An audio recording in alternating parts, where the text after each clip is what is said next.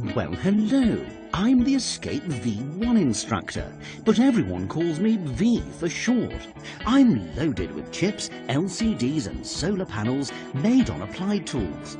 Tools made by talented and motivated applied employees. Employees that you manage. As a manager, you have responsibility for the performance of your team, and that requires influence in optimizing their efforts.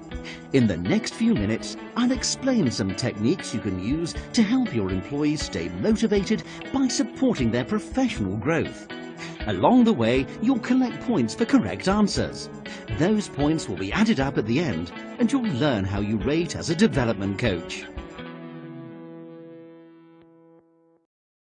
Let's get started.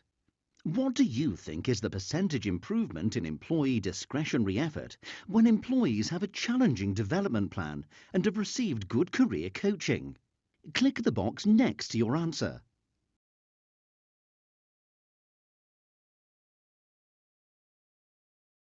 Correct. You get your first 10 points. Having a challenging development plan and good career coaching can increase employees' discretionary effort by up to 26%, according to a corporate executive board assessment titled Top Drivers of Employee Engagement. The best senior executive talent managers generate as much as a 7% boost in revenue and profit performance over less talent-focused peers.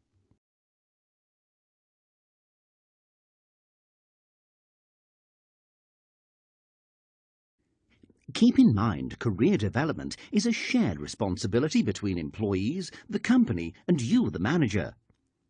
The company helps by investing in processes, tools, and resources for employee development. The manager is expected to make people development a priority, coach and actively develop employees, and work at matching employee goals to work assignments. And the employee needs to own and drive their personal development. They take the initiative to define development goals and work hard to achieve them, to seek guidance and to pursue opportunities. How would you like to learn the 5 steps that'll make you a great career development coach? Good for you. Good managers are always learning new skills and refreshing those they already possess. That's the secret to gaining wisdom. I'll give you 5 points. Each step in the career development process has a few key skills that'll make you a better manager and a great career coach. Each step addresses a key manager skill set that assures you're helping an employee and doing it in a professional manner. They are: prepare for the employee career development meeting, and once the meeting starts, entice them by setting the stage for the conversation that will help clarify an employee's career goals and how to come to an agreement on what the next steps should be that will help them advance their career. And once the meeting ends, monitor their progress quarterly.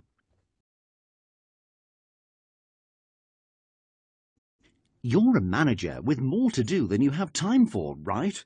But your employees have the same challenge in meeting their daily tasks and making time for developing themselves. So your success is tied to your employees' success. It's worth the investment of time and energy. Remember, an increase in employee discretionary effort can translate into real improvement in results. Let's look at each step more closely and how you can easily incorporate these actions into your busy schedule. Oh my.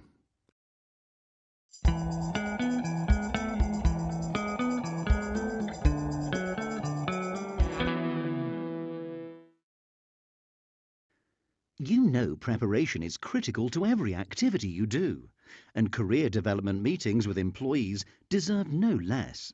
As a starting point, you need to be clear about your role in your employees' career development. Are you? I want to emphasize that your role as a manager is integral to the career development process.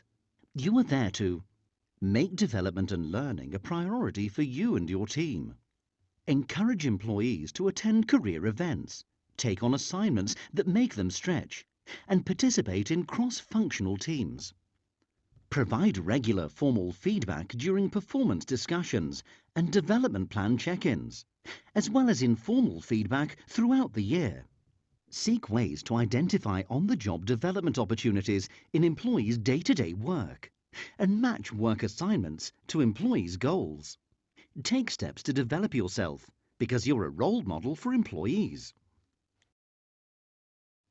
By becoming a good career coach, you'll also become a talent magnet for employees who want to work with the best managers, those who are successful in their business and demonstrate an active desire to help their employees achieve their career goals.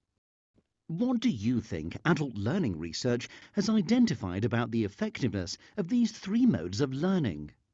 Drag the learning mode onto the pie chart.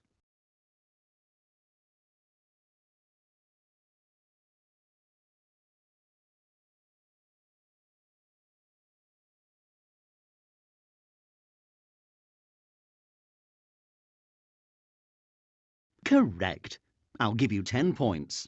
Applied 70-20-10 learning model is based on research that explains how adult learning occurs through a mix of on-the-job, informal and formal learning. The model helps illustrate how each type of learning should be incorporated into their development plan. It also emphasizes the need for employees and managers to utilize the different types of learning to create a robust development plan that promotes effective development. Do you know the difference between IDP, performance reviews, and objective setting?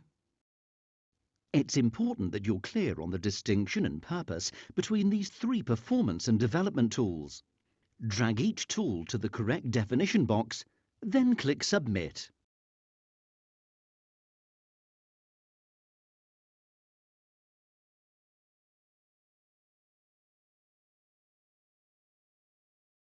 Very good. You get 10 more points.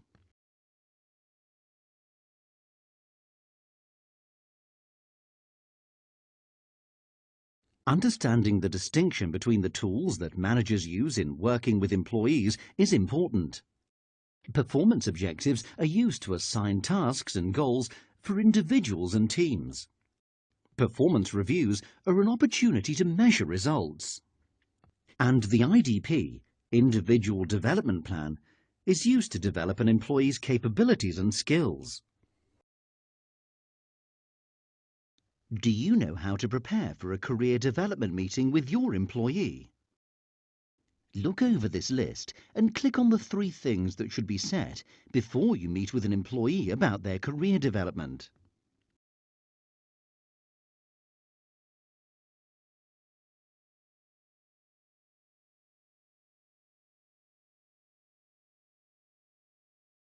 You got part of it.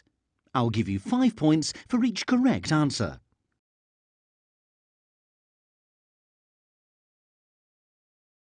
Each of these actions shows respect for the employee's time and that their career is something you take seriously. I say! The time and date should be set at least a week ahead of time and should not be cancelled or rescheduled except for an emergency. This meeting is important.